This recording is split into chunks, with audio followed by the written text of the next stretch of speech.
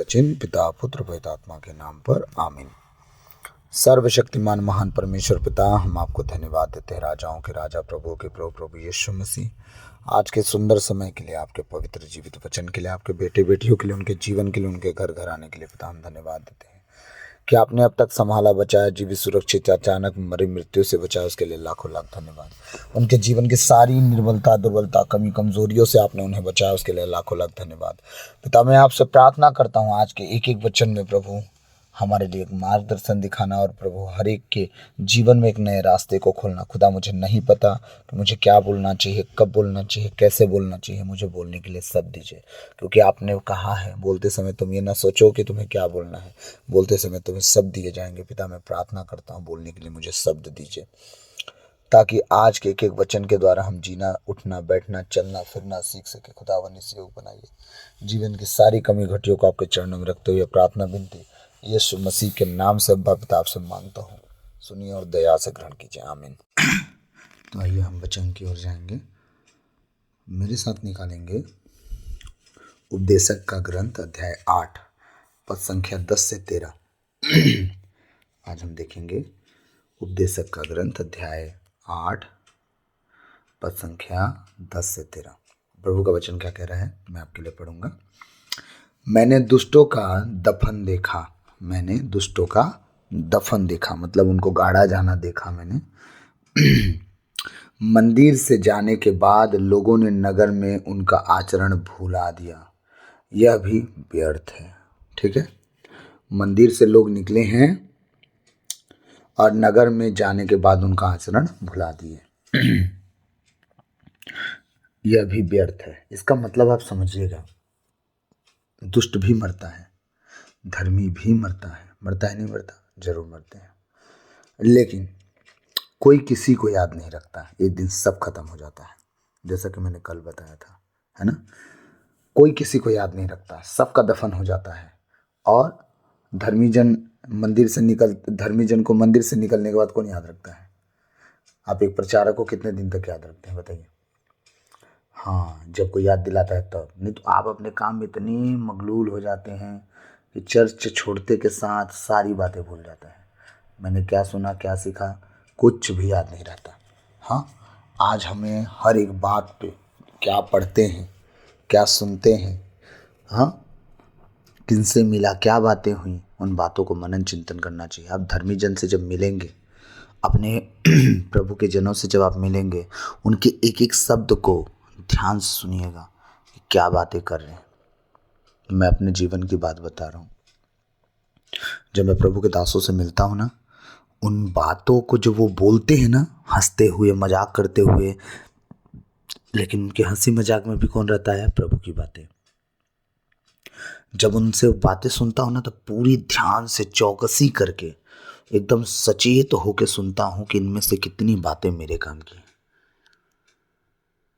और उन चीज़ों को मैं फॉलो करता हूँ और मेरे जीवन में वो फल लाते हैं, क्योंकि वो अनुभवी हैं और हम उनसे अनुभव ले रहे हैं, तो हम उन्हें ज्ञान नहीं दे सकते, वो हमें ज्ञान देते हैं अपनी बातों से, अपने अनुभव से। इसलिए जब भी आप प्रभु के जनों से मिलें, बातें कम कीजिए, सुनिए ज़्यादा। और जब भी जो बोलेंगे, उन बातों को अनुभव की रीति से सुनिए कि बंदा अपने एक्सपीरियंस बता रहा है, इसके अनुसार जीना भी चाहिए, क्योंकि वो अगर जी रहा है तभी तो शेयर कर रहा है, और नहीं जी रहा होगा तो काटेगा, बोलेगा कि नहीं भाई ऐसा जी लिए, अब ऐसा नहीं जीना, वो बात को काट देगा। हालेलुया। मनुष्य कह रहा, आगे वापस पढ़ता हूँ। मैंने दुष्टों का दफन देखा, मंदिर से जाने के बाद लोगों ने नगर में उनका आचरण भुला दिया, यह भी व्यर्थ है। आगे 11 वचन। मनुष्य अपने हृदय में इसलिए बुरी योजनाएं बनाते हैं कि अपराधियों को तुरंत दंड नहीं दिया जाता। याद रखिएगा, मनुष्य बुराई की योजना बनाते हैं, सोचिए अपने मन में, यहाँ कर अपने मन हृदय में क्या बना रहे हैं? योजना। खुदा कहता है जो मन से किया वो कर दिया, तो मतलब वो कर चुके। ठीक है, परमेश्वर का कहना है कि मनुष्य अपने हृदय में इसलिए बुरी योजनाएं बनाता है कि अपराधियों का तुरंत दंड नहीं दिया जाता। एक बात आपसे पूछूं, परमेश्वर ने आदम और हवा से क्या कहा था? जब तुम फल खाओगे मर जाओगे। उन्होंने फल खाया तो क्या उनको मौत आई? 1000 साल जिए। सही है। धरती पर पाप का वेतन तत्काल नहीं मिलता। ठीक है। परमेश्वर जब नूह से कहे कि अब मनुष्य जो है वो क्या बोलते हैं, इतने साल तक नहीं जिया, उनकी उम्र कम करूंगा, जब बाबुल की मीनार बन रही थी तो क्या एकदम से सब कम जीने लगे? नहीं। मतुसेला, नूह, हनोक कितने साल तक जिए? जिए कि नहीं जिए? और वो बात कही गई थी 120 साल जिएंगे बस, लेकिन 800-900 साल तक जिए। आप समझिएगा, 962 साल कितना कितना जिए। आप समझिए, परमेश्वर जो कहता है तुरंत लागू नहीं होता। इसीलिए वचन कह रहा है मनुष्य अपने हृदय में इसलिए बुरी योजनाएं बनाता है कि अपराधियों को तुरंत दंड नहीं दिया जाता। अगर अपराधियों को तुरंत दंड दिया जाता, जैसे दुबई में होता है, व्यभिचार करने वाले को मार दिया जाता है, चोरी करने वाले का हाथ काट दिया जाता है, जो जैसा वहाँ कानून सख्त है। वहाँ जब कानून सख्त है, वहाँ के पुलिस वालों के पास दुनिया के सबसे तेज चलने वाली गाड़ियाँ हैं। बुकाटी उनके पास है, लैम्बोर्गिनी, फरारी सब उनके पास है। चोर कौन सी गाड़ी लेके आएगा? सब तो उनके पास ऑलरेडी है। समझ में आ रहा है? इसलिए वहाँ चोरी करने से 10 बार लोग सोचते हैं, क्योंकि वहाँ ऑन द स्पॉट सज़ा होती है, इसलिए वहाँ गुनाह कम है। ठीक है। और जहाँ ऑन द स्पॉट सज़ा होता है वहाँ गुनाह कम होता था। मैं अब साबित कर रहा हूँ, खुदा मुझ पर प्रकट कर रहा है। देखिए भेद की बातें। आप इज़राइल में चले जाइए, मिस्र देश के बाद। ठीक है। क्या हुआ था? जब जब इजरायली गलती करते थे परमेश्वर तब तब सजा देता था। इजरायलियों ने मूर्ति पूजा किया, परमेश्वर मरी भेज दिया। उनमें व्यभिचार आया, मरी भेज दिया। हाँ, सांप भेज दिया, दुश्मन भेज दिया। कितनी बुरी मार परमेश्वर ने मारा उन लोग को। कैसे? सिर्फ उनकी गलतियों के कारण। याद रखिएगा, उनकी बुराइयों के कारण, उनके अपराधों के कारण, उनके पापों के कारण। तो पुराने विधान में हमारा परमेश्वर ऐसे ही दंड दिया करता था। ठीक है। अब ये सारी बातें परमेश्वर क्यों कह रहा है? कह रहा है कि जितनों ने अपराध किया, जो माफ़ी मांगा वो बचते गए। ठीक। और आज के डेट पे जो हम आज भविष्य की बातें जो हमारे लिए लिखी जा रही है, आज भविष्य में देख लीजिए, अगर तुरंत परमेश्वर सजा देता तो क्या लोग गलती करते?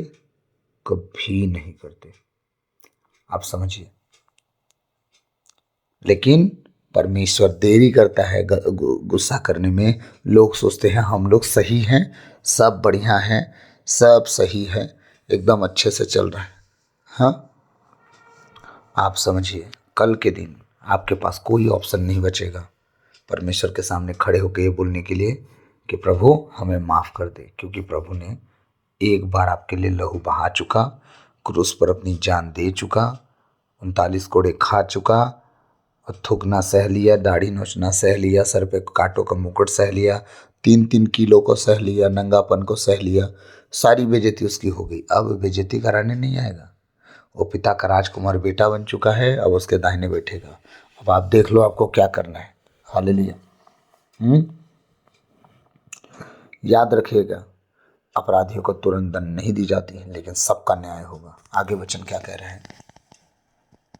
दुष्ट सैकड़ों कुकर्म करने के बाद भी बहुत समय तक जीवित रहते हैं। सैकड़ों कुकर्म, इतनी गलतियां वो कर लेते हैं, फिर भी वो जीवित रहते हैं। काहे जीवित रहते हैं बताइए?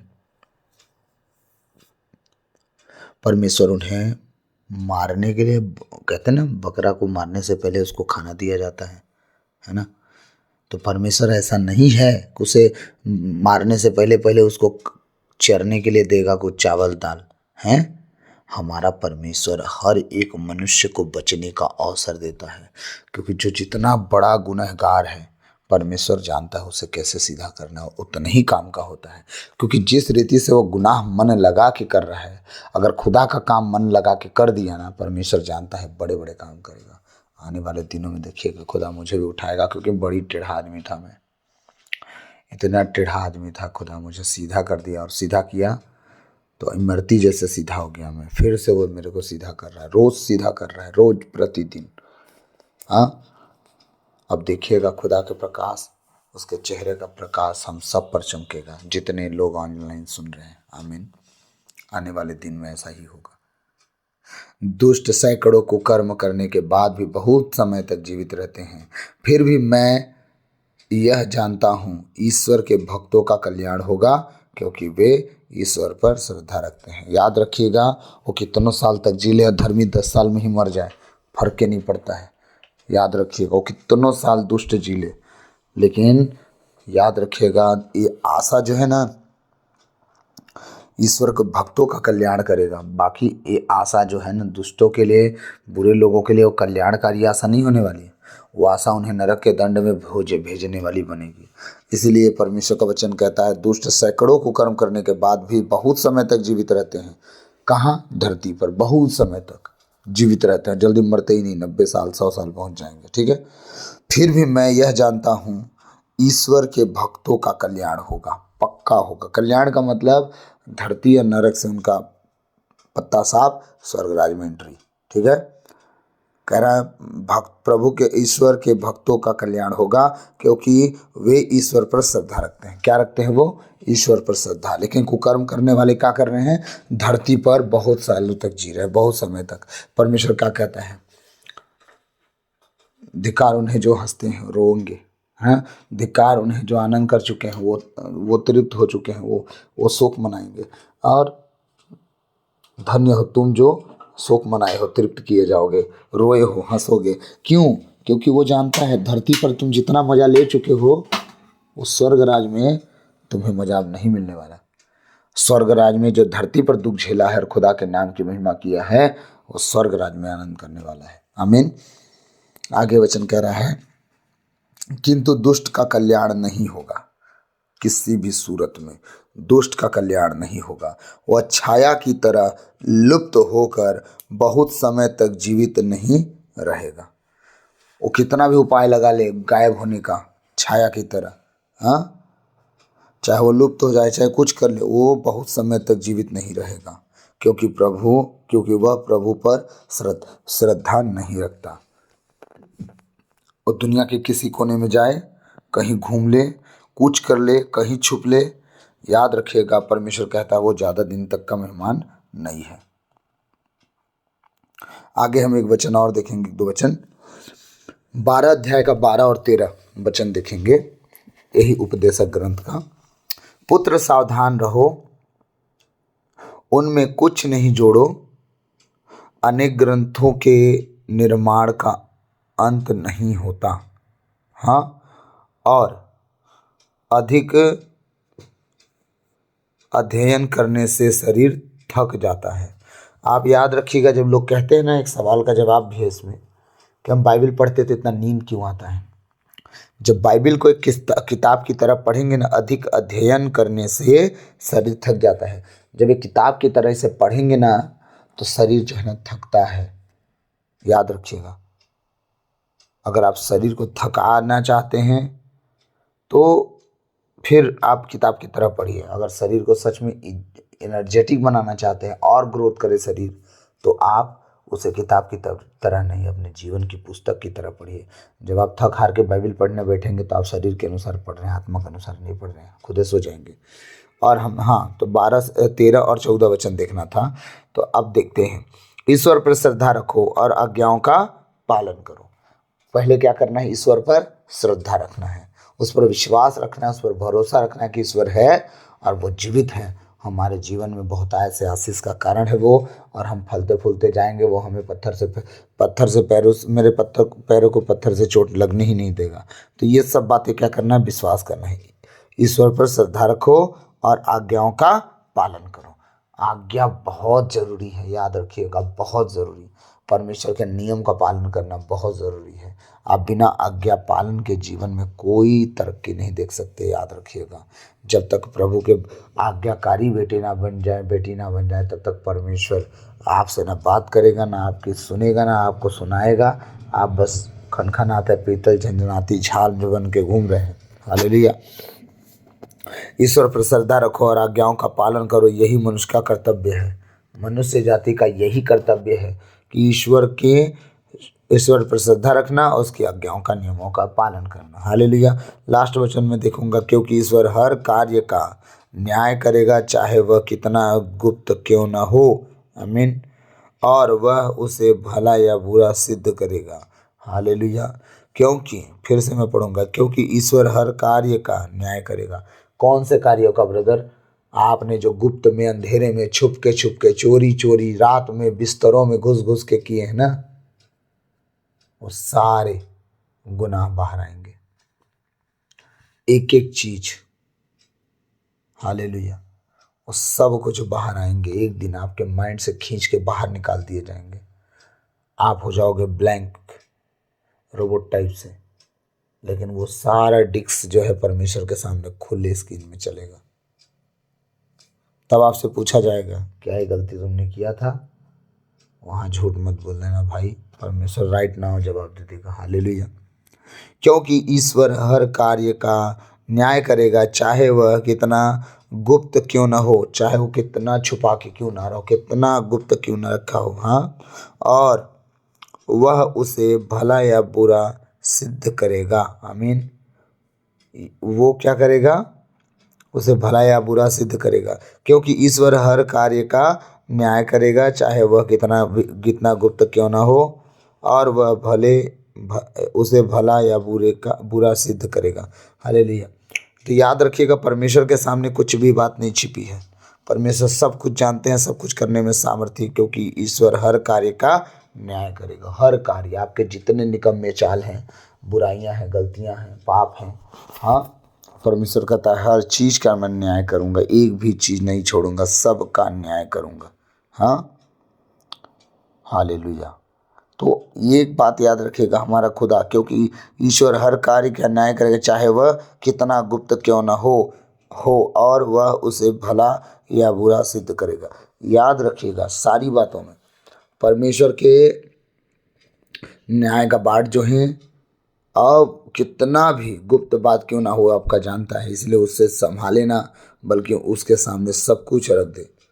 हाँ, उसे भला बुरा दोनों का सिद्ध है, क्योंकि हमारा परमेश्वर जो है ना, बड़ी दयालु है। वो आप सबसे प्यार करता है, आप सबके परिवार से प्यार करता है, आपके घर घराने से प्यार करता है। आप ये मत सोचो कि आप बाइबल के साथ घर में बैठोगे तो घर वाले क्या कहेंगे, या कोई घर से निकालेगा, ऐसा वैसा। मैं सच कहता हूँ, प्रभु का भय इतना डाल दो कि वो बाइबल देखते ही डर जाए। हालेलुया। इतनी सामर्थ्य भरी बातों को परमेश्वर के सामने रख दो। तो प्रभु आज के इन वचनों के द्वारा हम सबको पता से आशीष दे। God bless you all. और मैं आशा करता हूँ आप बचेंगे, आपका घराना बचाया जाएगा। हालेलुया। तो सबको जय यीशु। Good night.